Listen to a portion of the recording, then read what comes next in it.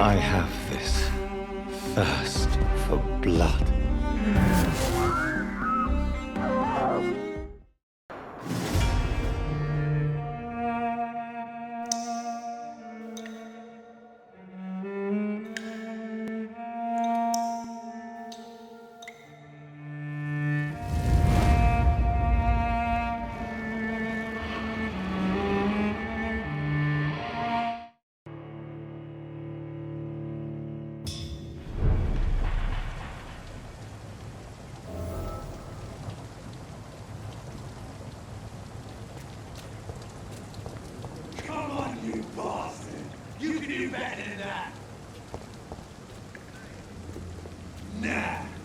It's my turn!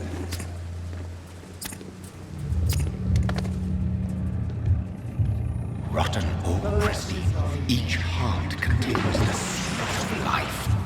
Drink at this river, dry it all.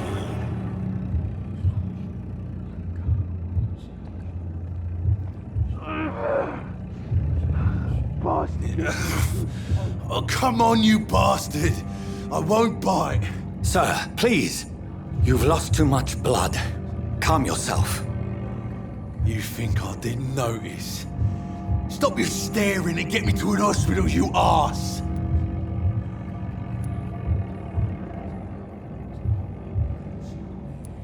Insult me again and I'll put an end to your misery right now. Alright, sorry. I am in pain here. My guts are spilling out onto the street and you're yabbering on. Yes. That's a very nasty wound you've got there. Take my word, I am a doctor. Dr. Jonathan Reid. Name's Clay Cox. I'd appreciate you helping me to a better place, Doc. Follow me, Mr. Cox. Let me assist you to that better place.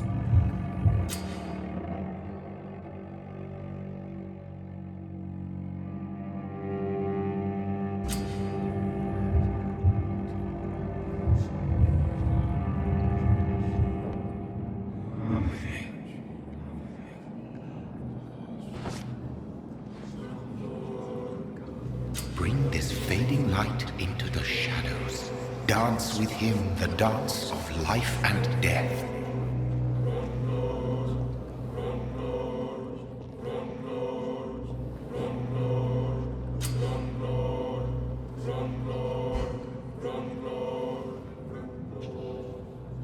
No more. Not tonight. Not like this. I will not take another life.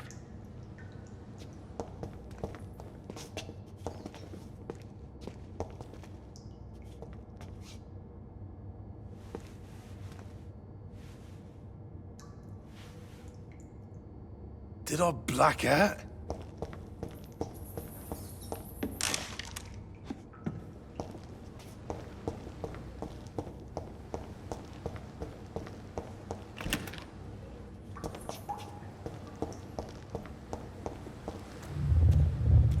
It is wise for the huntsman to sometimes let his prey go, but no famished hunter can run for long.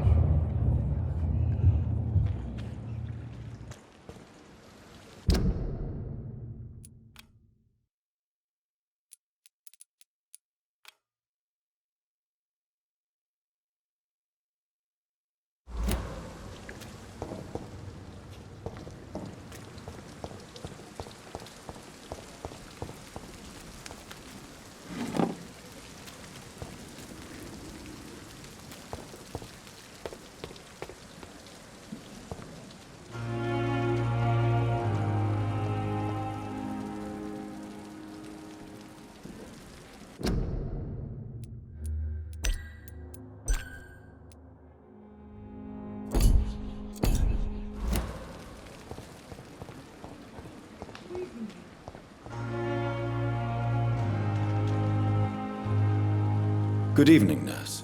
I'm Dr. Jonathan Reid, the new surgeon here at the Pembroke. Dr. Swansea has already told us about you, sir. I'm Nurse Gwyneth Brannigan. Welcome to the Pembroke Hospital. Did he really?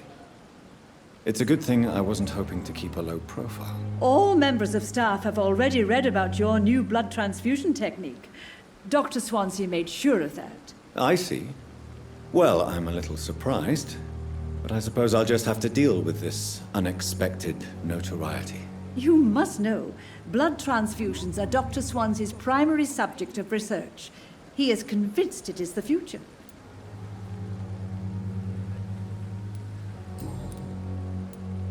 How are things here? Not good, to say the least. We're struggling against an invisible enemy, more lethal than any bullet from a gun. It's hard, Doctor. An invisible enemy? Quite a poetic term for a disease, especially from a nurse. Sorry, Doctor. These last few weeks have been exhausting. We could all do with a good night's sleep. Do you think this hospital can survive the epidemic? We are all volunteers here, and we're trying to hold fast, but how do we beat an invisible killer? Some nurses have already resigned.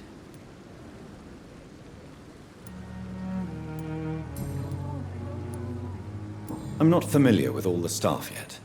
Perhaps you could help me. Brilliant professionals, most of them. Dr. Swansea has a gift for recruiting talent. Most of them. Is there a problem I should know about, nurse? It would be inappropriate for me to speak ill of a colleague. Is there anyone that stands out? Well, I have never met someone as dedicated as Dr. Tippett's. He should be a standard for us all here. If only he were younger. Why should his age be a problem? I guess it's fair to say he's always pushing himself to the limits. He just doesn't know when to stop and get some rest. Nurse Brannigan, if you do know something, please tell me. Anything you say will be held in confidence. No. I may disagree with some conduct, but in the end, everybody is doing their best.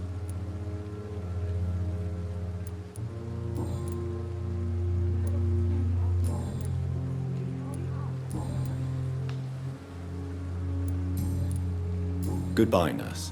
Call me if you need assistance.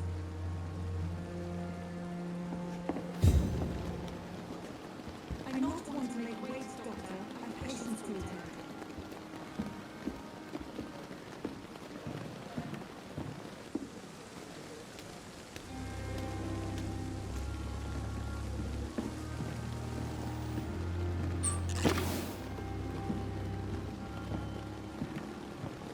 Hurry, man, Doctor. It's freezing here.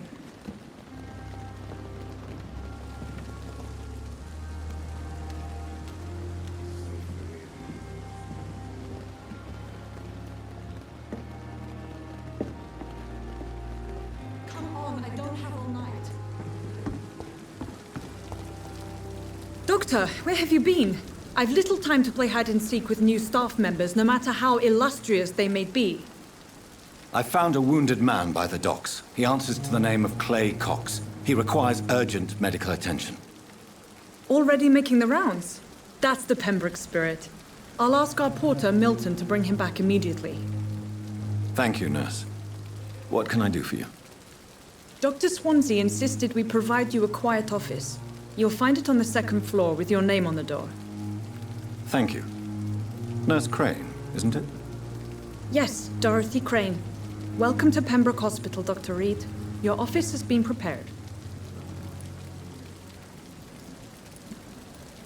I would like to ask a few questions first. And Mr. Hampton, the patient we brought in, how does he fare? I gave him a sedative to help him sleep. Poor thing was in quite a state of shock. What kind of man is Dr. Swansea?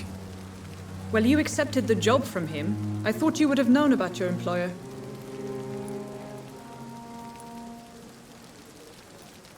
It's right to assume Dr. Swansea knows far more about me than I do about him.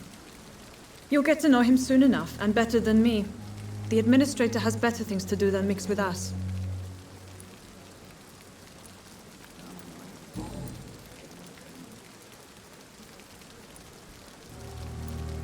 If you could point me in the direction of my room again, nurse. Second floor of the hospital, left after the stairs. It's the last vacant office at the end of the corridor. Thank you, Nurse Crane.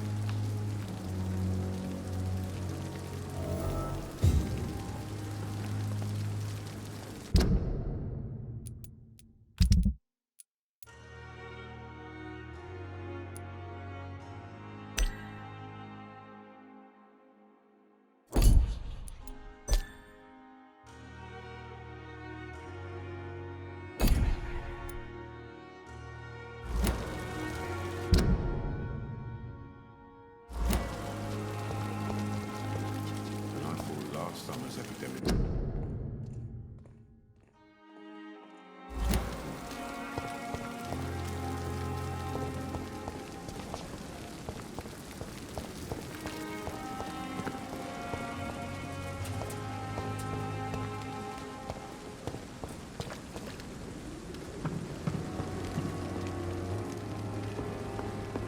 Perhaps I should have considered the offer from that Cadigan fellow.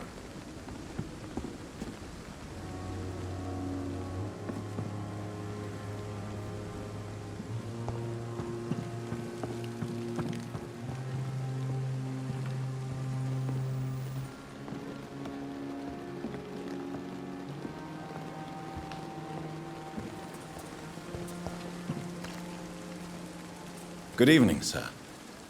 I'm Dr. Jonathan Reid. I'm new here. I've already heard about you, Dr. Reid. I'm Milton Hooks, the ambulance driver for this shithole of a hospital. That's quite a blunt introduction, Mr. Hooks. You can call me Milton. I like to speak my mind, Dr. Reid. Perk of the job. Don't judge me, and I won't judge you. I'm not sure I understand what you're talking about. Well, I'm no doctor, but I'm pretty sure a gun can't be used as a surgical instrument. You have a keen eye. I learned to shoot during the war, and have carried one ever since. Old habits die hard. No need to explain, Dr. Reid. And if you ever need a better gun, remember, I may have something for you.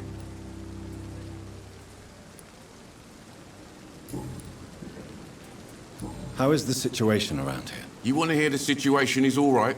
It's fucking awful. We lack everything, and it's getting worse every day. Are you really smuggling weapons through the hospital? And why not? I've already been attacked by patients, you know. And by gang members willing to steal my money. But you're not defending yourself. You're selling guns to civilians. You keep people alive your own way, Doctor. I offer them another way to protect their health. So what do you do exactly in this hospital? Apart from smuggling guns, I mean. I've been an ambulance driver since... too long, I guess. I'll bring sick people here night and day. It's a dirty job, but I get it done. Most of the time.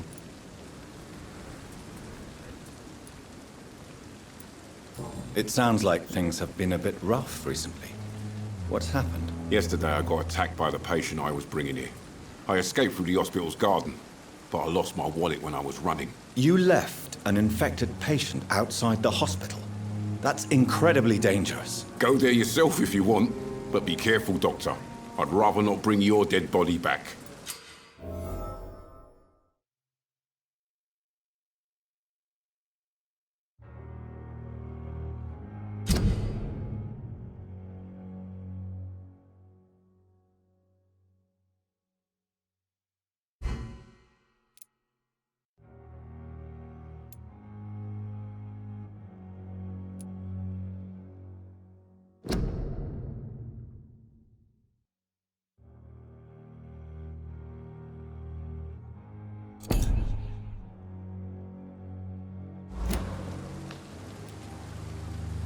Since you're on the front line, how is the sanitary situation in this vicinity? It's a complete disaster. It's even getting dangerous to enter some streets or buildings. Even the locals attack you.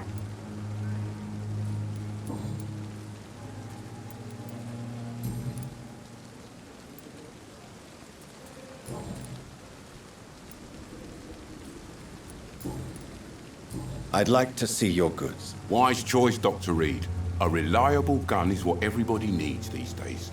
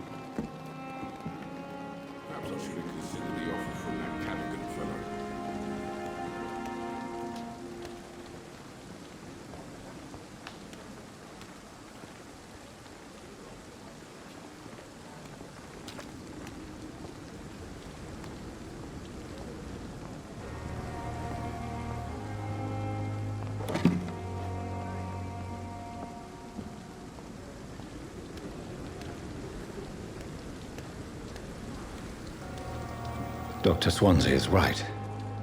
This place seems perfect to conduct my research.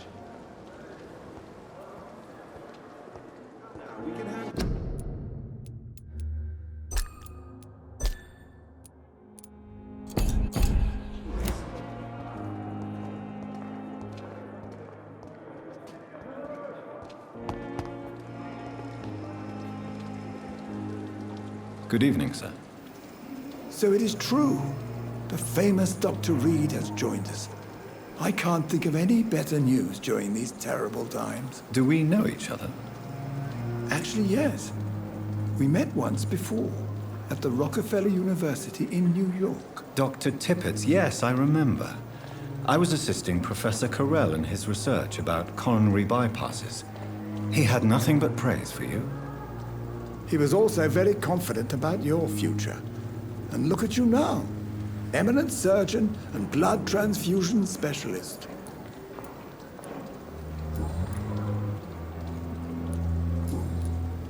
Goodbye, Dr. Tippett.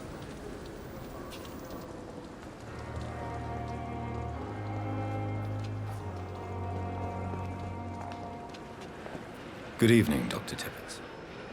Dr. Reid, any good news to share?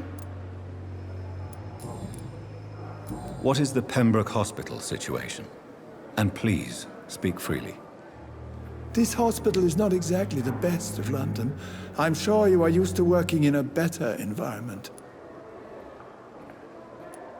It's more than enough. In any case, the personnel of a hospital are much more important to me than the building.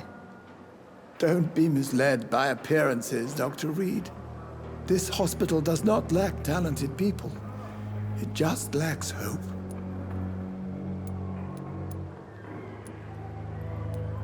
What can you tell me about the staff in the hospital? Some are really good, and others are not so good. But during this troubled period, there is no time for slander. I prefer to focus on the positive character traits. Tell me more about cherished people, then. Nurse Brannigan is a pearl. She is the most helpful and dedicated nurse I've ever worked with. A clever and cheerful woman. You really seem to admire her skills. I'll go even further. If she was a man, she would be a damn fine practitioner. Any opinion about the management? I don't always agree with Dr. Swansea's reserve, but I must admit he does all he can to keep this facility running during this crisis. Ah, yes, the burden of command. I was fed up with this concept while serving as a medical officer. Don't get me wrong. Swansea's a good administrator. I just wish he would get out of his office down again.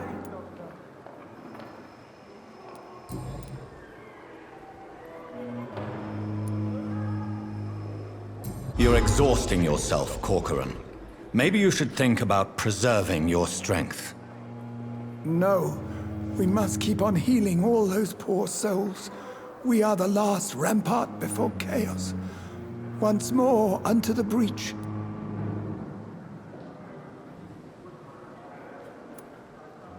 Your attitude is irresponsible, Doctor. Believe me, I've seen so many medical errors caused by exhaustion during the war. You're right. This is a war, Dr. Reid, and I don't intend to surrender.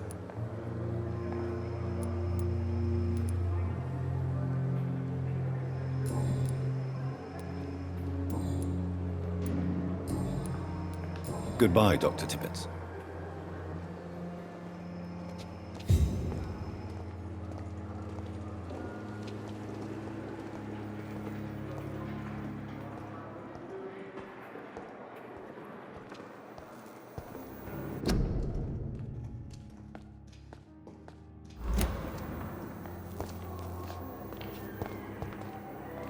Good evening, nurse. Good evening, Doctor.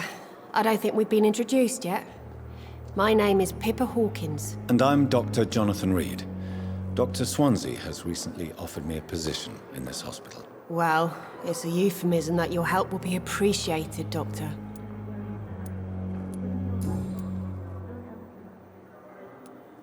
How long have you been a nurse? Well, long enough to see that the epidemic is winning. And no matter how qualified you are, Don't tell me you'll change that.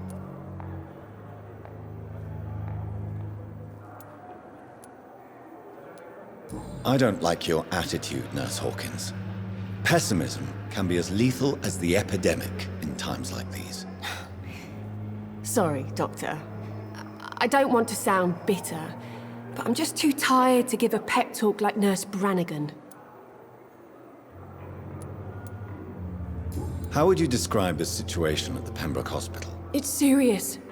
The flu is wreaking havoc amongst the staff and patients. We are running out of everything. Nurse Hawkins, the Spanish flu won't last forever. Even the Black Plague didn't kill everyone. I wish I could believe you.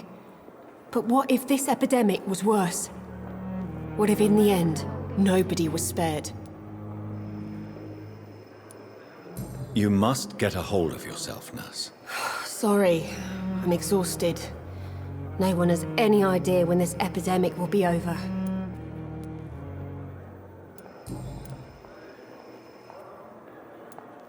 How is the Pembroke staff coping with the epidemic? Well, not well. Milton, the ambulance driver, is even more grumpy than usual, especially concerning doctors.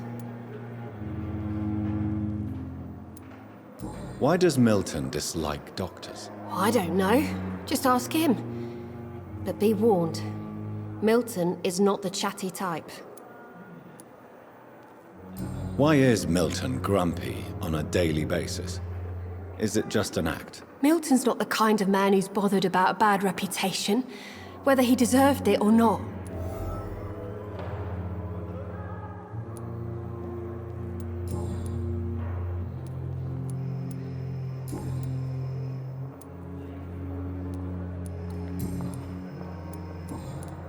Goodbye, Nurse Hawkins.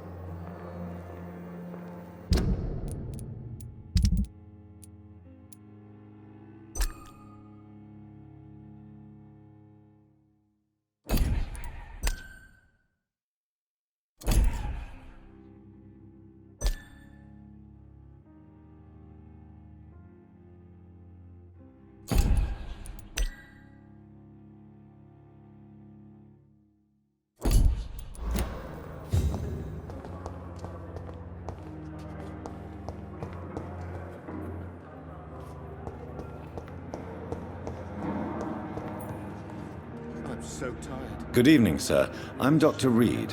I believe we're going to be colleagues. Reid? Yes, I've been informed about your arrival. I'm Waverly Ackroyd.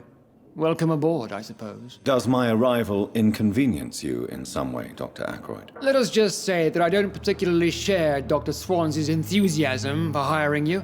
What we need here are reliable professionals, not overrated dabblers.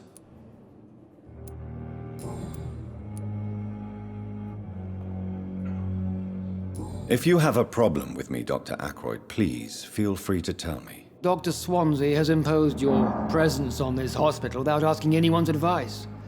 The benefit of his position. But I don't agree with it. I know we've never met before, but I believe this hospital could use all the help it can get. You will agree with that, I'm sure. Oh, but I have heard about you, Dr. Reid. Of course, you can't say the same about me, since I have not wasted my time courting the press.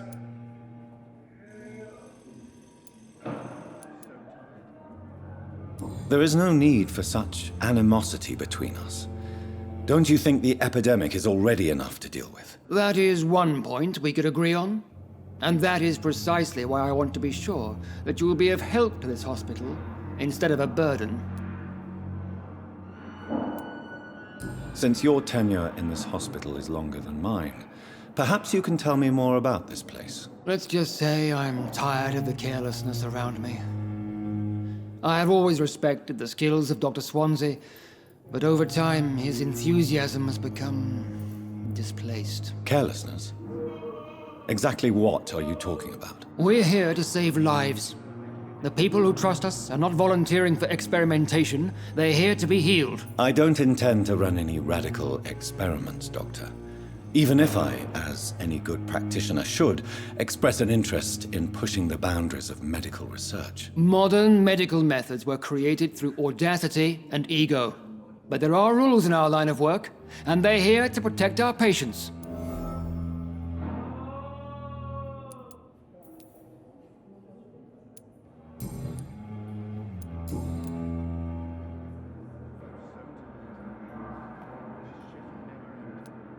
It seems you have bad memories of your military service. I refuse to see this industrial slaughter as scientific progress.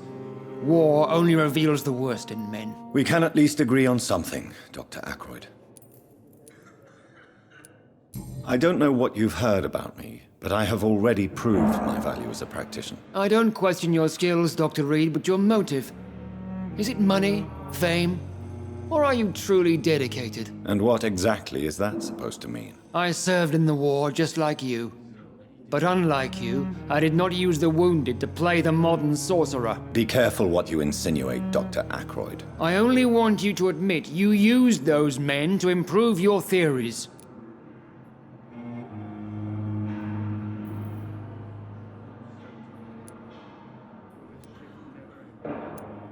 This is ridiculous. My blood transfusion technique saved many lives, and you know it. You see? That is exactly what I hate about people like you. You avoid this kind of accusation instead of facing reality.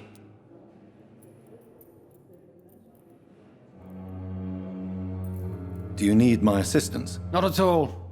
I'm sure that you are used to gaining people's trust with your impressive skills. Well, it will not be the case with me.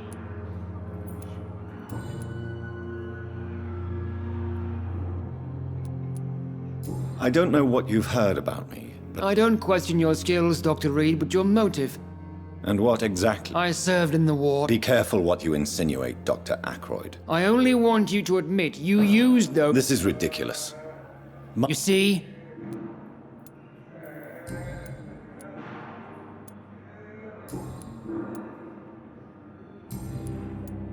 Thank you for your time. We'll talk later. I'm so tired. Will this shift never end?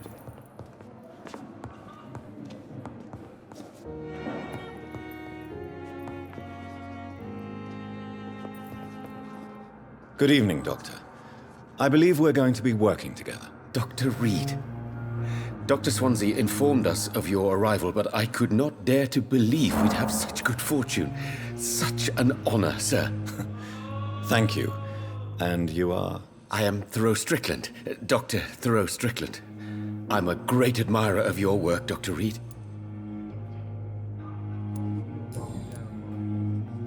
Please, could you tell me something about yourself? I'm a great admirer of your work concerning blood transfusion, Dr. Reid. I run my own experiments. I'm convinced it's the future. What made you choose to be a doctor? I'm not ashamed to admit you and your work have inspired me. I am honored to have the opportunity to work by your side.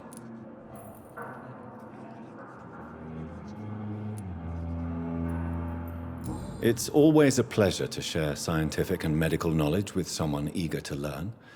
I'll be glad to help you if I can.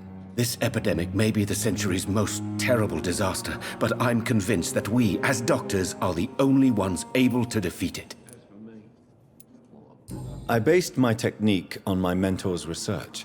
He helped me perfect my method. What is yours? I'd rather not talk about it. For now, it's just theories and first approach.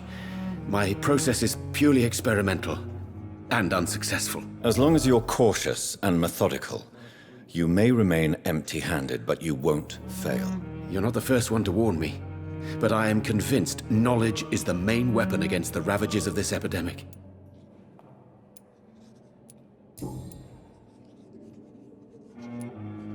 What do you think of Dr. Ackroyd's aversion to modern medical methods? It's a shame he's so narrow-minded.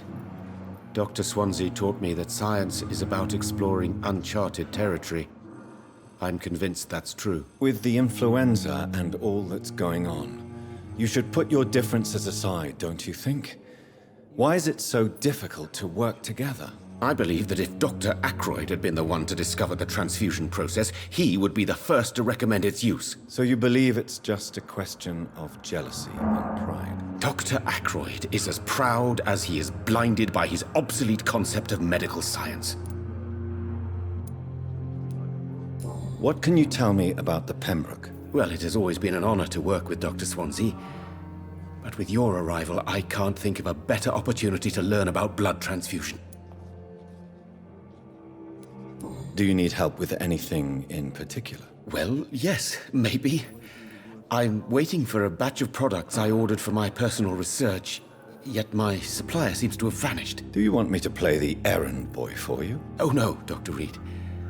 But if you went personally to his shop, what with your reputation and all, he wouldn't dare to refuse the products I need. I see. Well, give me the address, for I may pass by if I have time. You seem quite optimistic. It's a rare and precious attitude in these difficult times. I'm convinced that this epidemic is a test of endurance and dedication for us men of science. Questions remain about our capacity to resolve the situation. True. Last summer, during the first wave of the epidemic, I used to joke with Milton about the extra work. We're not smiling now.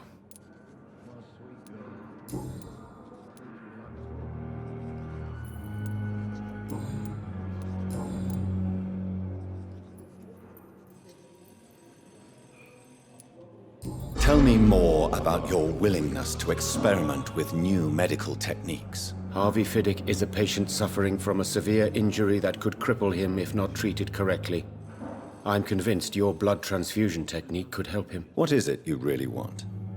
To save him, or to prove your point? Fair question. I want nothing but to save my patient, Dr. Reid. Especially since I know Mr. Fiddick's story. Tell me Mr. Fiddick's story. Our first diagnosis was compromised because Mr. Fiddick lied to us about the real origin of his injury.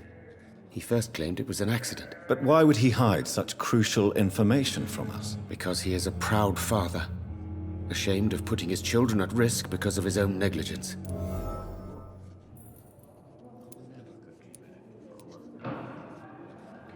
This personal involvement could also appear to be a lack of impartiality. You must know that a good surgeon must remain neutral. I agree. But that does not excuse Dr. Ackroyd's behavior, a man who did not even take time to converse with his patient. Do you think keeping his distance was a mistake? All I know is that I'm taking care of human beings with desires, hopes, and fears. Not some biological machine comprised of blood, bones, and flesh.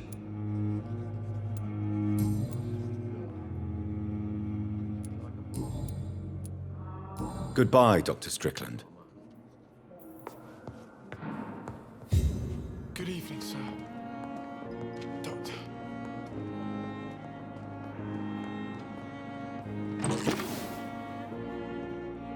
I will not let you down, my boy.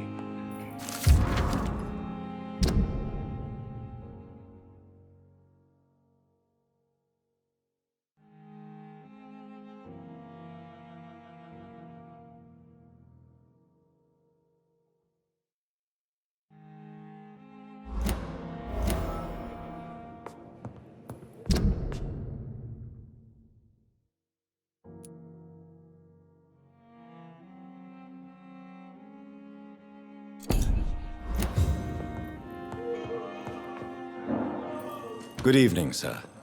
I'm Dr. Reid. May I help you? I don't know if a third opinion is needed. Your colleagues are already arguing about my condition. I see. Would you mind telling me more about your situation? I'm Harvey Fiddick. All I want is to get me bloody arm fixed properly.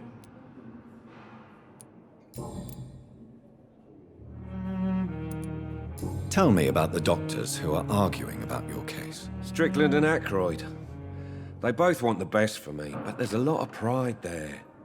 Doctors are no different from carpenters, it seems. What do you mean? I often had professional arguments with rivals on a building site. Difference is, I disagreed about wooden nails, not flesh and bones. Tell me about yourself, Mr. Fiddick. I'm just a regular guy waiting to get his arm fixed, so I can return to work and to my family. I was more curious about what you were doing before being hospitalized. I'm a carpenter, and a good one too. But that means I need both arms to feed my family, Dr. Reid. Are you satisfied with your treatment here? Well, it's clear that I've chosen a bad time to be injured. Forgive my bluntness, but you seem overwhelmed by cases of the flu. I won't lie to you about it. I'm afraid we are. Are you sure you don't want to operate yourself, Dr. Reid? I have the feeling you're very capable, and your colleagues seem to think so too. In other circumstances, you would be right.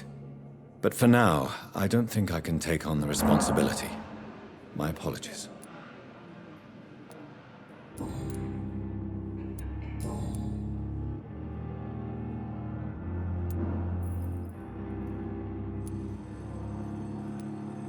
You seem worried about the safety of your family.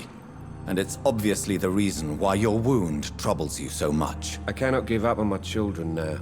They both need me living. What about their mother, if I may ask? She died in 1915 during one of the first Zeppelin raids. We never found her body.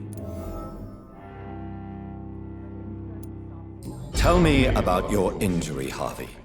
Why do you feel so guilty about it? My wife died because of me. And now I may lose everything because I've been careless enough to hurt myself. What an arsehole.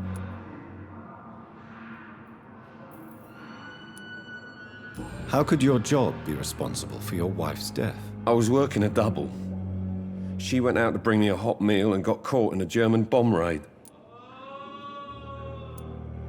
You can't hold yourself responsible for your injury, Mr. Fiddick. Unless you tried to hurt yourself. Of course I didn't hurt myself. But I can't work until my arm is fixed. My children need to eat, Doctor.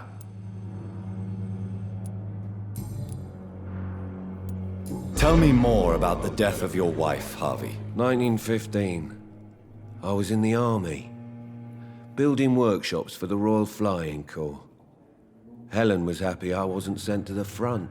What happened? The Germans sent Zeppelins to bomb the construction site, but they missed their target. My wife was bringing my dinner when the bombs fell.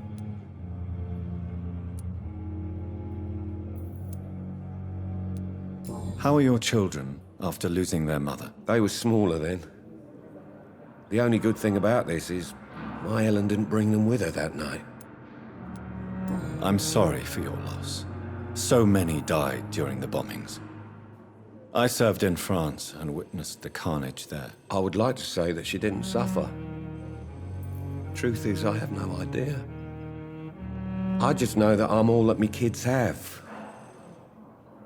Poor little bleeders.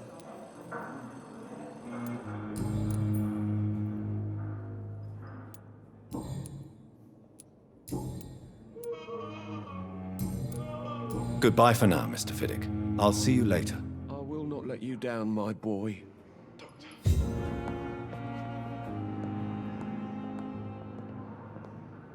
This hospital seems to be falling apart. But in the circumstances, I'm willing to give you the benefit of the doubt. You always knew the words to calm the children, Helen. As for me...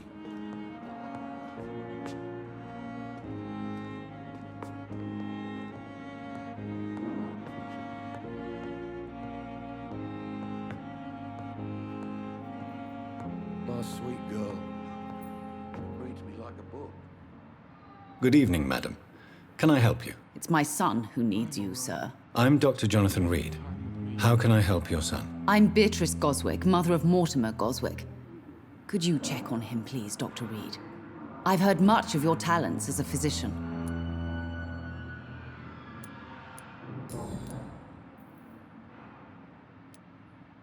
What do you think of your reception here? Any complaints? I have had the uttermost reservations about this hospital since we arrived. But we had no other choice, considering the state of emergency. Is there something in particular that's bothering you? Some of the staff were not especially welcoming. I suspect they're not accustomed to dealing with patients of such social standing.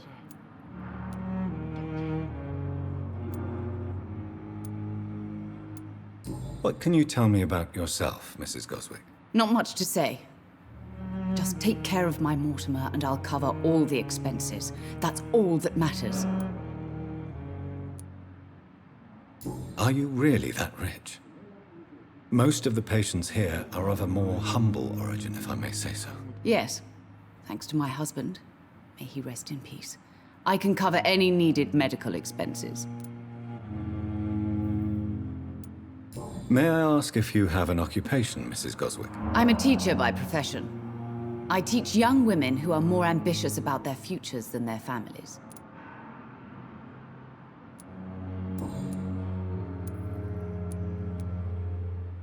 Tell me more about your arrival at the Pembroke Hospital.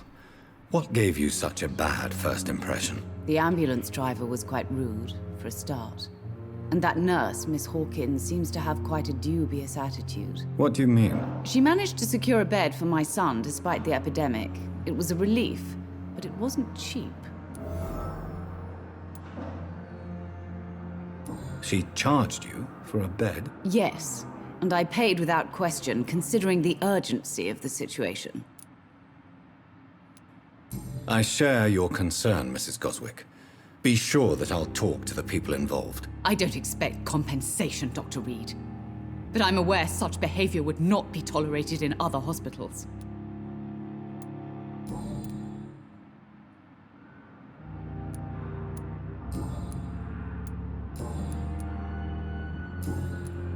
Goodbye, Mrs. Goswick. I will not let you down, my boy. Good evening. I'm Dr. Reid. Can I help at all? No. Really? Why are you here, then? I don't want to talk. My throat hurts too much. I suppose that this pain is the reason you're here. Is someone taking care of you? Yes. And no. Could you at least tell me your name, sir? Mortimer. Mortimer Goswick.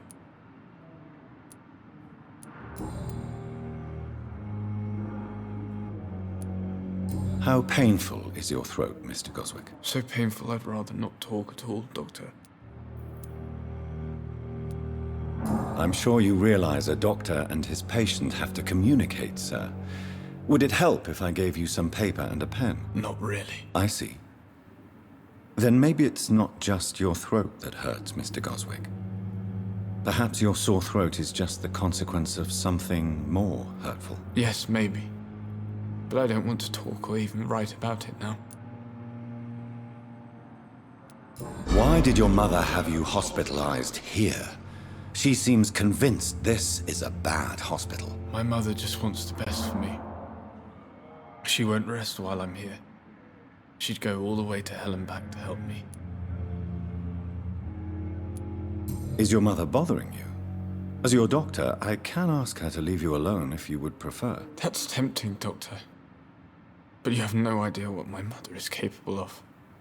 She would tie herself to my bed if you asked her to leave. Pembroke Hospital may look unorthodox, but rest assured you're in good hands here. It's not me you have to convince, Dr. Reid. It's my mother.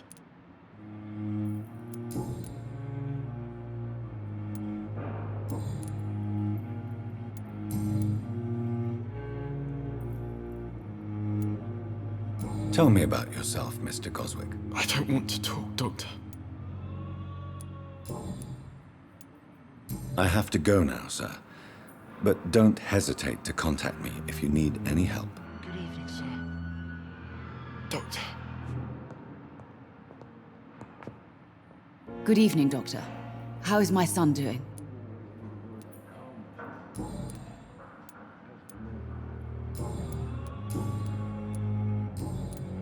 Goodbye, Mrs. Goswick.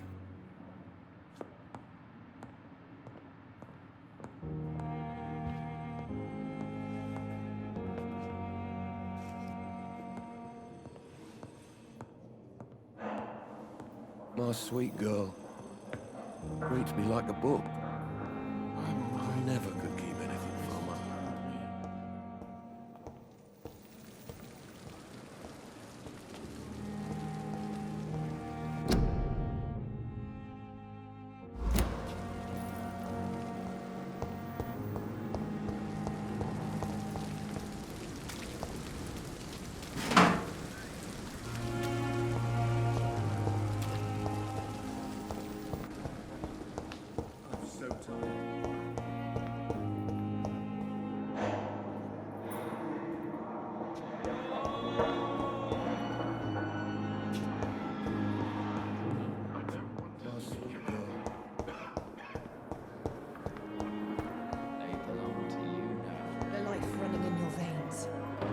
dead flesh needs it. Oh, please spare me, Dark Queen. Spare me. Good evening, Nurse Hawkins. Good evening, Dr. Reid.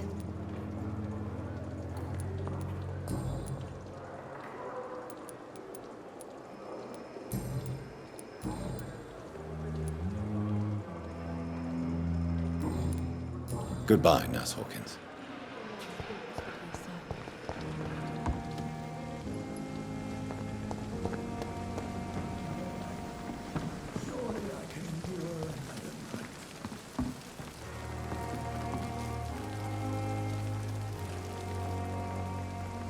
Good evening, Milton. Good evening, Doctor. Still trying to save lives?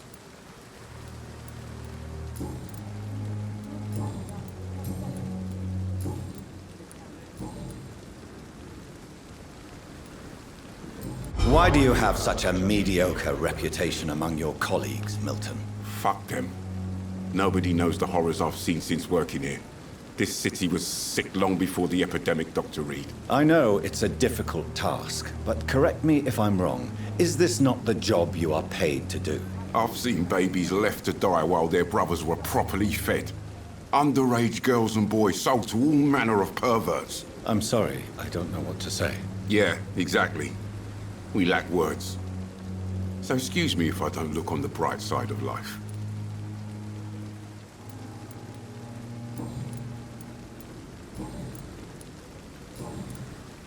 Goodbye, Milton. This is no time to serve. It is the last thing our patients need.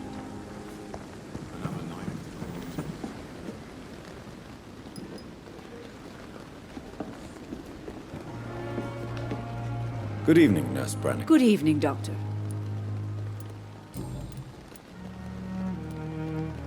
Why does Dr. Tippett's claim you're the main reason he keeps working, despite his fatigue? If it wasn't for him, I probably would have left the Pembroke years ago.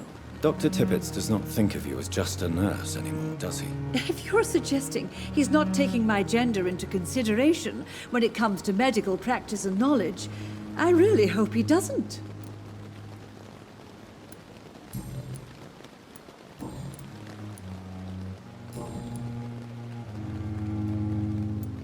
Goodbye, nurse. Call me if you need assistance.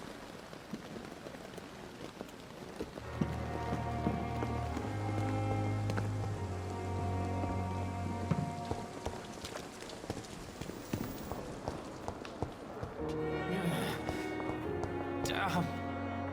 The pain. It's here A giant again. morgue disguised as a hospital. That's Pembroke nowadays. Good evening, sir. Can I help you? Unless you're here to fix my face. No. I don't think you can help me. I'm Dr. Reid. I've recently taken the position of head surgeon here. War injuries, am I right? You guessed right, Doctor. German shell took my pretty little mug right off. But they still call me Thomas Elwood.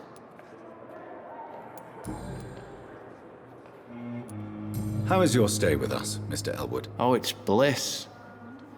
I just escaped death in the trenches to be surrounded again by the moans of the dying. Can I ask you precisely why you're a patient here? It's the pain, sir. The drugs don't work. It just hurts under the scars, if you get my drift. Who is treating you? Is someone in particular looking after your case? Nobody since the old and tired doctor spoke to me. Started to think I was forgotten about. Wouldn't blame you. You don't seem worried by that. My face hurts so much more when I smile or cry. I've learned it's easier not to speak. But be assured I'm smiling inside. Can I do anything for your pain? Nurses gave me a bunch of pills. No effect. Told you. It's like the flames are under my skin, burning away.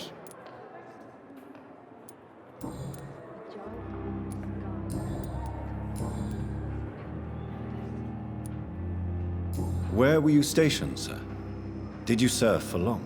I really don't want to talk about all this shit. No offense. I was pushing too much. I served in France myself. I just wanted to know what happened to you. You were an officer, weren't you? Then I doubt we fought the same war, sir. No offense. Goodbye for now, Mr. Elwood. Fear and disgust on every street corner. The daily routine. Good evening, Mr. Hampton. How do you feel? Dr. Reid, is it? Oh, sir, I must apologize for my behavior. What do you mean? I was not myself in the factory. Fear and exhaustion made me say awful things to you, I'm afraid. You remained perfectly nice and polite. A little delirious, perhaps. But who wouldn't be after enduring an abduction? Thank you, Doctor. That's a relief. Now all I need to do is rest and return to my flock.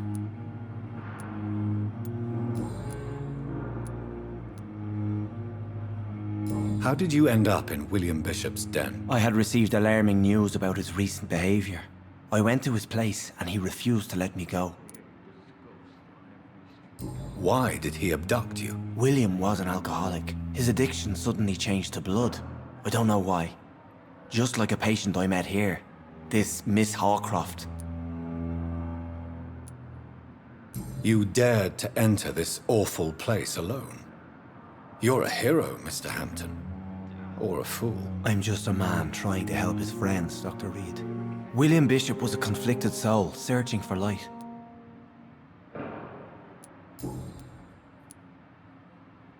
Do you know Tom Watts, the bartender from the Turtle? I met him before I found you in the canning factory. Tom? Yes, of course. Always the helping hand, good old Tom. Without men like him, corruption and despair would have wiped out the East End long ago. People are still in despair. How could it be otherwise? The authorities have left us all to rot in this contagious nightmare. No drugs, no advice, nothing. It's a damn shame. Who should I avoid in this part of town, then? Any particularly evil figures? Not really. Most men and women are just doing their best. And it's not my habit to speak ill of people I know, Doctor. What is the general situation in the East End docks? The situation has always been tough, with a lot of tensions between the gangs and the dockers' trade union. The wet boot boys are very nervous since they lost their leader. Who leads the gang now? Since Clay Cox went missing, it's his wife Edwina who runs the show, with the assistance of her minion, Dooth Digby. Has the gang been threatening you? Ah, no. I've had this nickname for so long, you know, the sad saint of the East End. No one dares to bug a saint, not even criminals.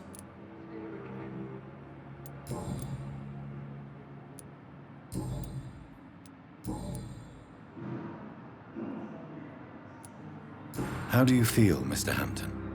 Medically speaking, I mean. I feel exhausted. Beyond exhaustion, actually. William drank so much of my blood in his madness. I feel empty. You're in good hands here. Dr. Swansea is well versed in blood transfusion, and I'm sure he'll take the best care of you. Thank you, sir. I believe all I need is rest. And then I can go back to the people who need me. What do you do for a living, Mr. Hampton? I can't help but notice the cross around your neck. I manage a night asylum for the poor and homeless of the docks. And I try to guide the lost and hesitant on the right path to our Lord.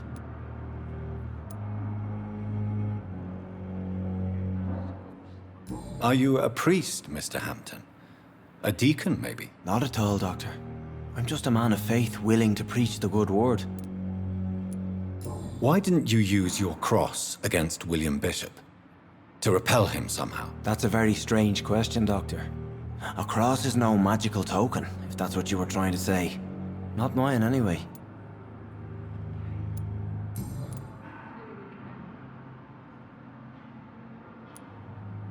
Have you made friends since you arrived? Not really, but I recognize Miss Harriet Jones. I knew her when she lived by the docks. That poor woman had such a miserable life. You never came to see her here at Pembroke? Receiving visits when sick can be an important part of the healing process, you know. We're not just bodies. You're preaching to the converted now, Doctor.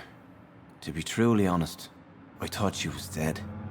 She left the docks many months ago.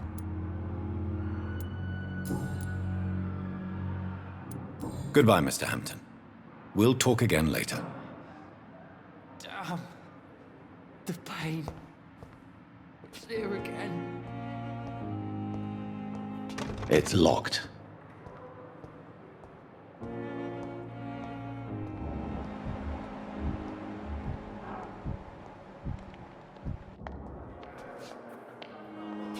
Fear and disgust on every street corner.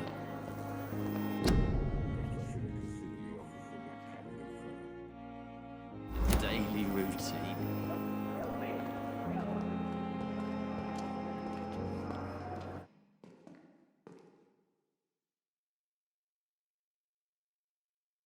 Fear and disgust on every street corner. The daily routine.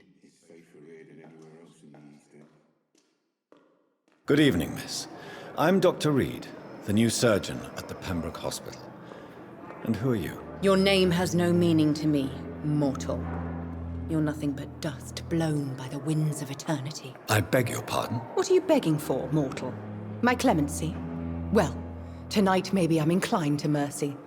You'll never forget the night you met Thelma Howcroft. You keep calling me mortal. Why is that? And if I'm mortal, what are you? Well, Dr. Reid, if you must know, I'm a vampire.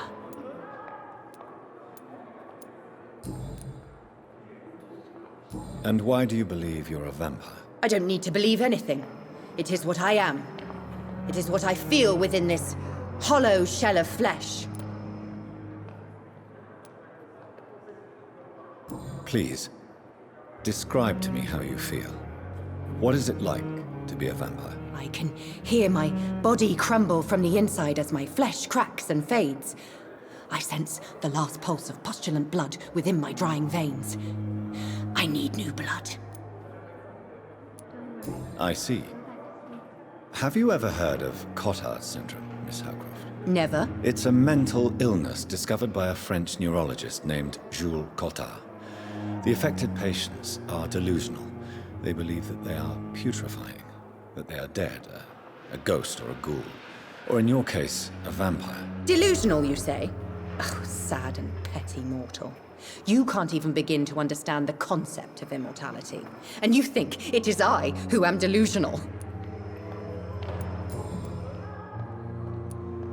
I'm assuming you must be a patient here. Am I right, Miss Howcroft? It's only a cover. To hide from my enemies. I can leave whenever I want.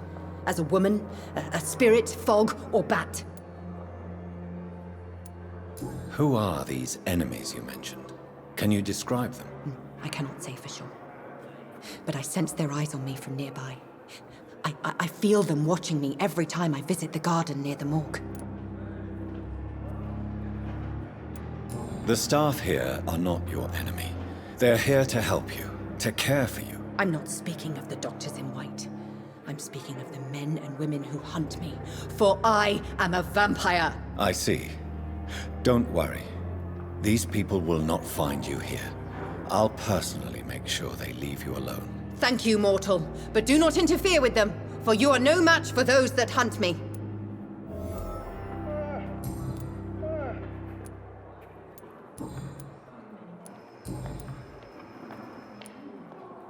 Who are you really, Miss Howcroft? I mean, apart from being a vampire. Is that not enough for you, puny mortal? What do you require? Proof of my powers? I'm curious to know who you were before becoming a vampire. Oh, such a long time ago, I don't remember. Centuries of unholy life can have strange effects on one's minds, you see?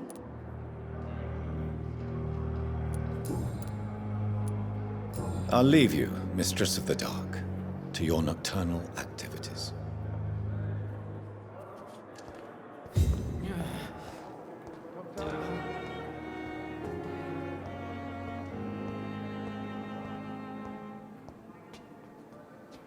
It's locked.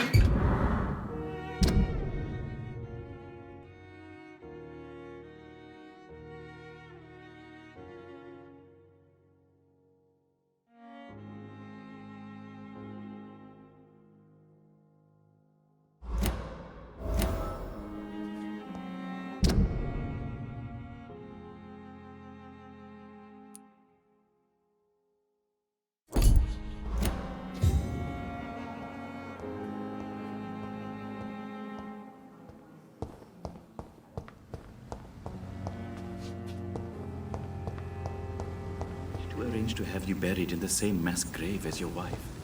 I hope that might help.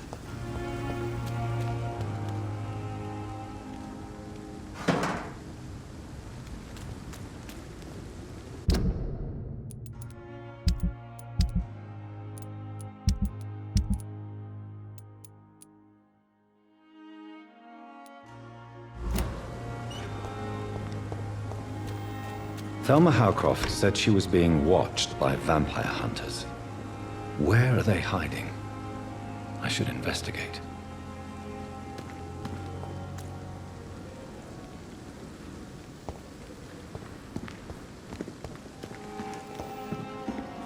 It's locked, all right. Good evening. I'm Dr. Reid. Always a pleasure to meet a colleague, sir. Especially when he was supposedly dead. A colleague? Are you a doctor too? Not anymore, sir. I used to be Dr. Rakesh Chadana. Now, I'm just Mr. Chadana, pawnbroker and humble guardian of this morgue. What do you mean, you used to be a doctor? Was your license revoked? No, sir. It is just that I like to be precise. I run a little pawn shop while taking care of the dead. But I used to be a real doctor.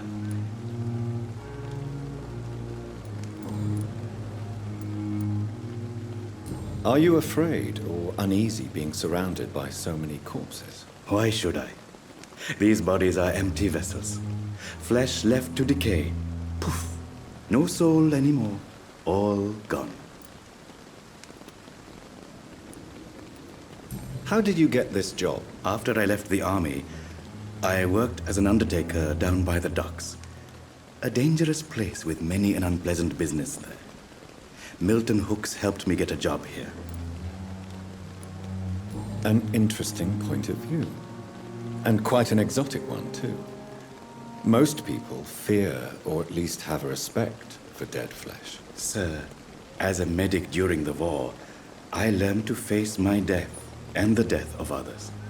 It's the pain we have to tame, not death itself.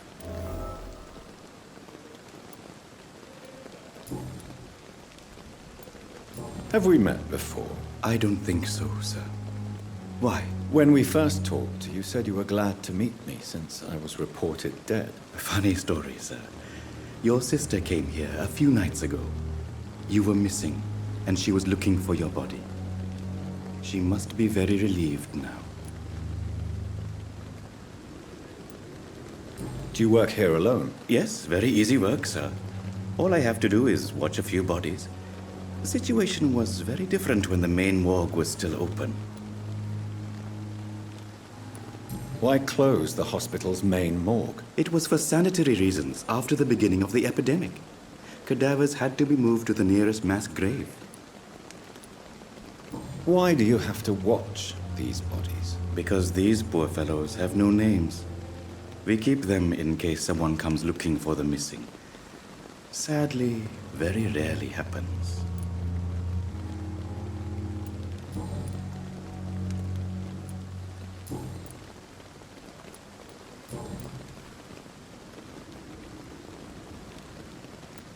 A pawnbroker?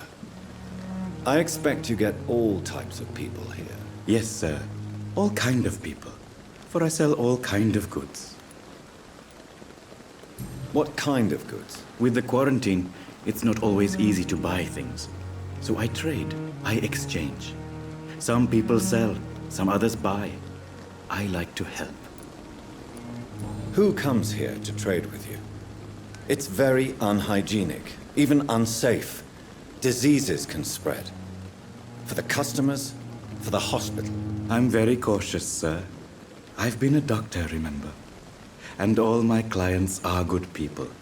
In fact, I think I only know good people.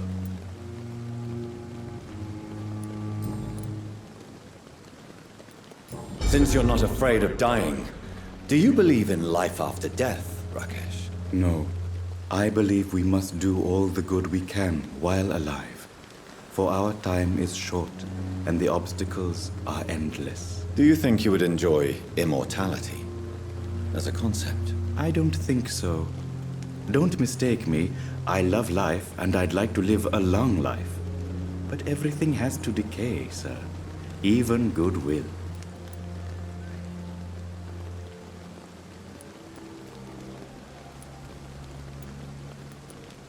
Do you really believe goodwill cannot last? As I said, sir, everything decays.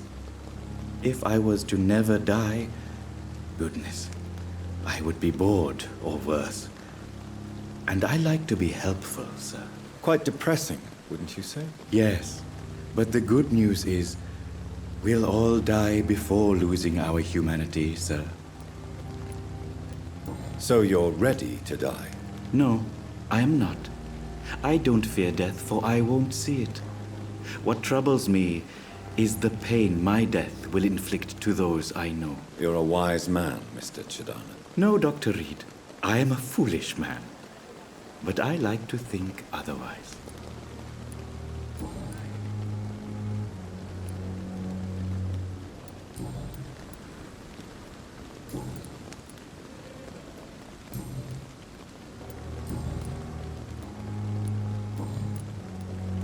Please show me what you have to sell. Of course. It's just trinkets and curios, really. But I'm sure they can be useful.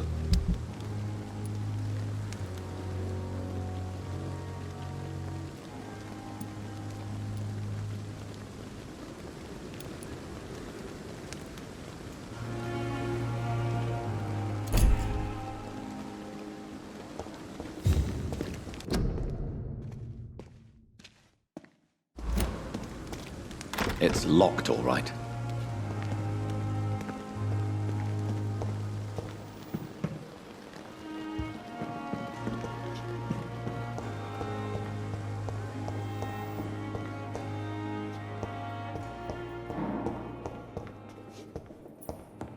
I will not let you down, my boy.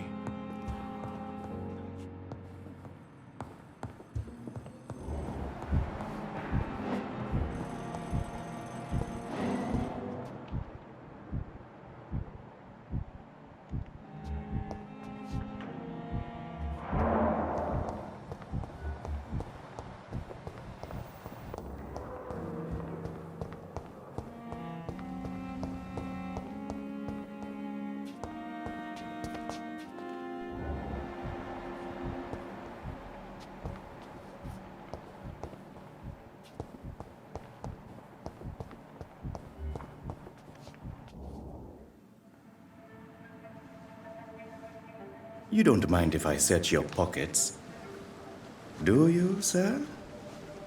You won't need any of these anyway. I'm not stealing from you, mister. I'm only redistributing your belongings to people who need them more than you.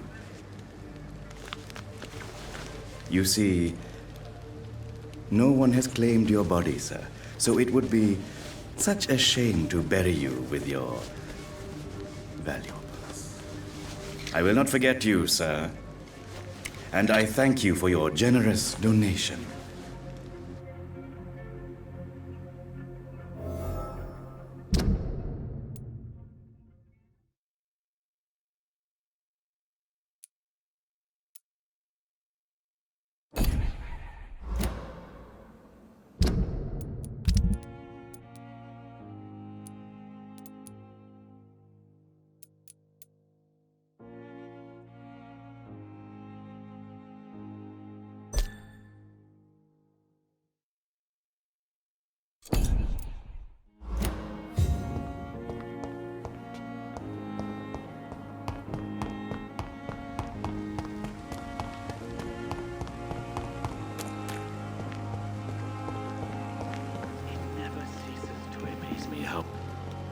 Good evening, Dr. Reid. Such a pleasure to see you again.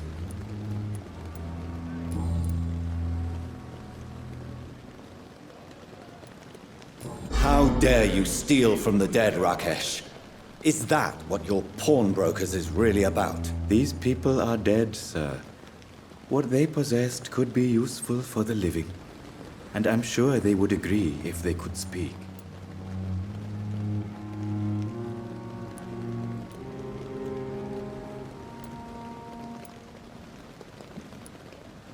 You should show respect for the dead. What about their loved ones who may treasure these items you sell? The bodies I watch over are the unwanted and undesired, sir. I would never deprive anyone of their family artifacts.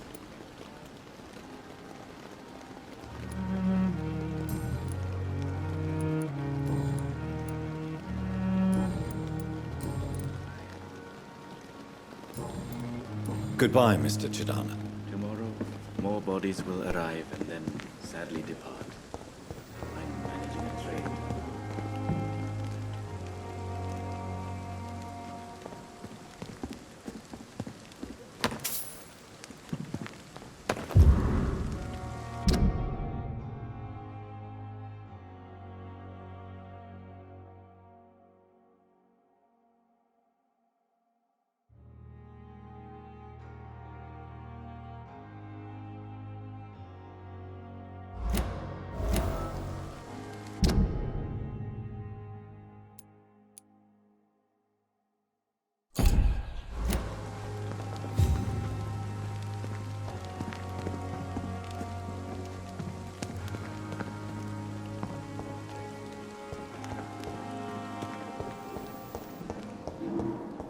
Reads me like a book. Never could keep anything from him.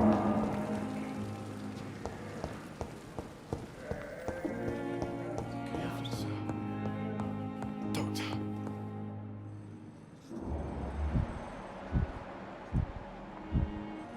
I will not let you down, my boy. I'm alright. Don't waste your time with me.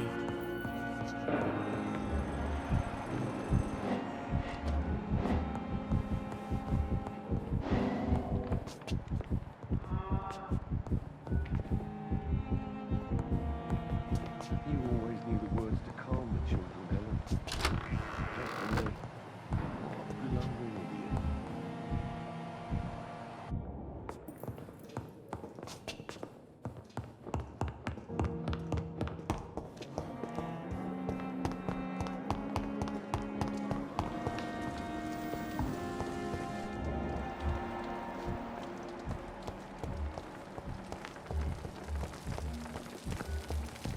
Perhaps I should have considered the offer from that Cadogan fellow.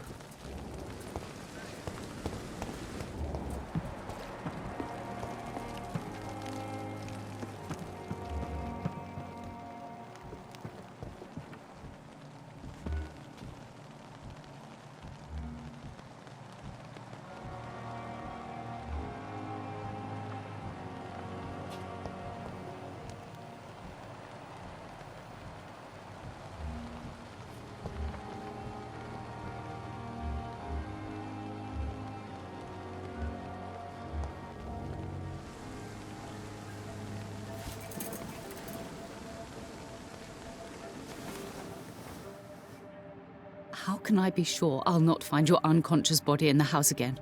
I promise you'll not find my unconscious body. For God's sake, how can you say such a thing? How can you refuse to listen? I tried to warn you for so long. No, I won't let my only son die. You promised me you'll stay alive. Your son lied to you, like the whole world lies to us.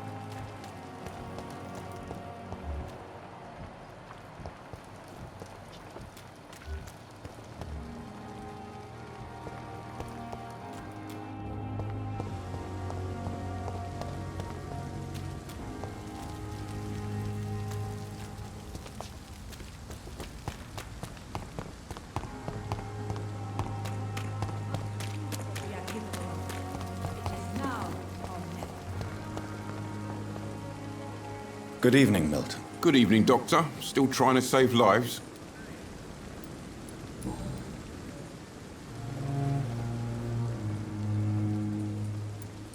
Tell me why you're extorting money from some of the patients here. If a patient wants a bed, he'll have to pay me a little fee.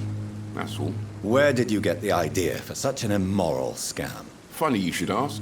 The first time it was from a patient who bribed me to get a bed. It's only then I realized I could make a fortune.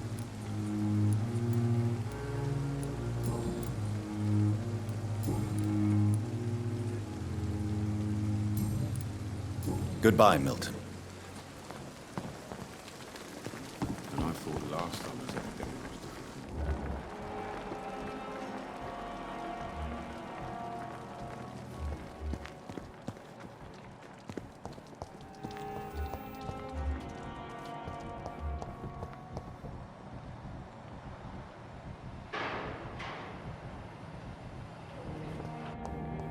I wonder why the Goswicks came here in the first place.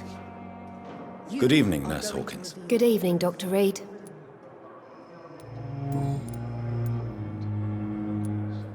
Pepper, are you sure you want to leave this hospital? To become a nurse was a little girl's dream.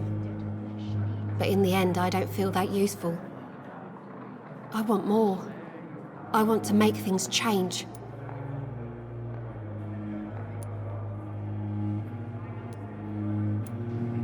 You should be proud of what you've achieved. This hospital represents hope for many people in need of help. Maybe you're right. But at the moment, I feel like we're just a cemetery waiting room.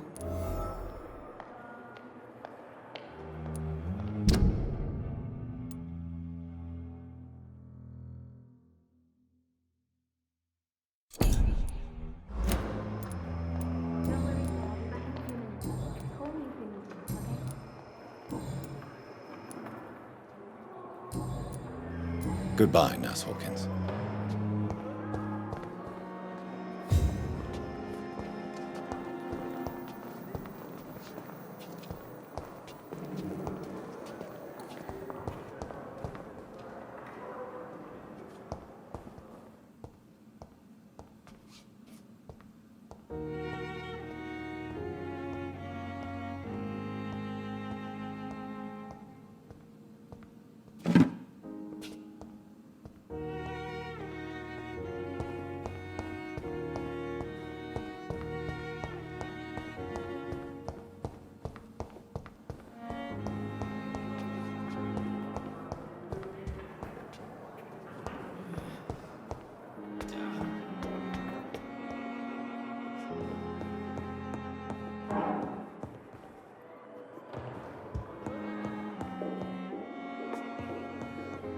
Not now.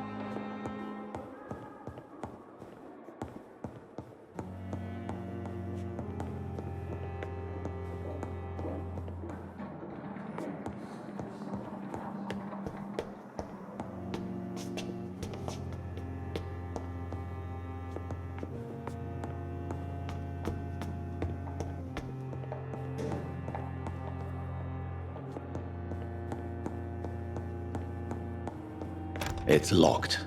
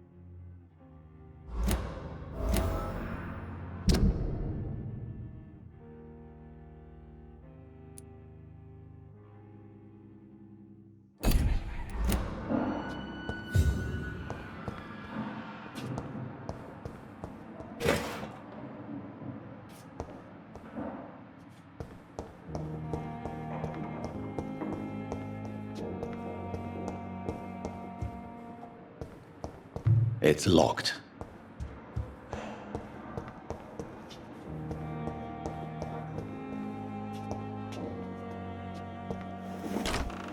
This must be the place. It's definitely away from prying eyes. Relegated to the shadows. A kingdom of my own.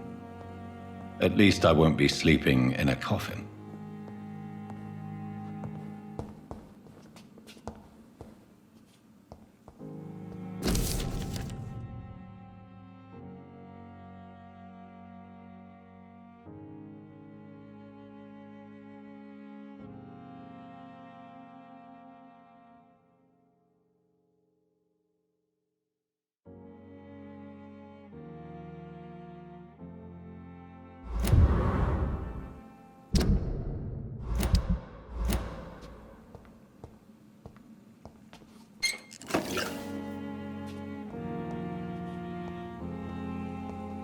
The flower's dying.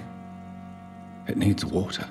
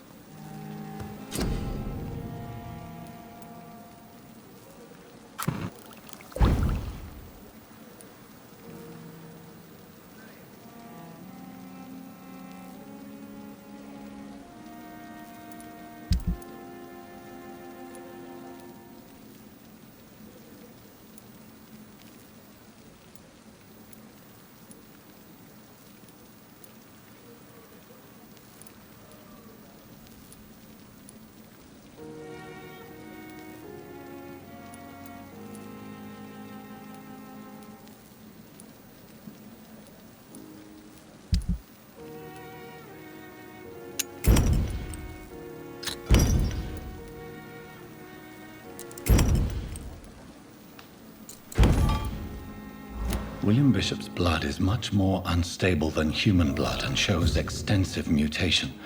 But this is not what happened to me. I must keep on searching. The sun is about to rise. I can feel it. I'll continue tomorrow night. I have so much time now.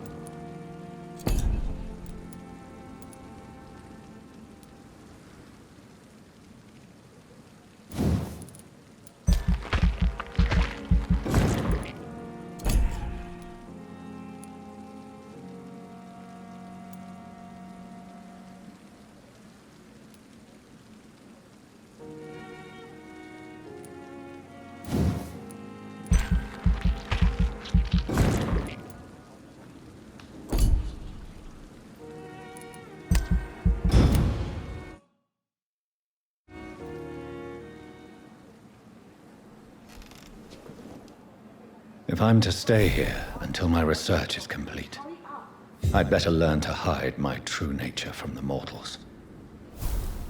But what about my thirst for blood?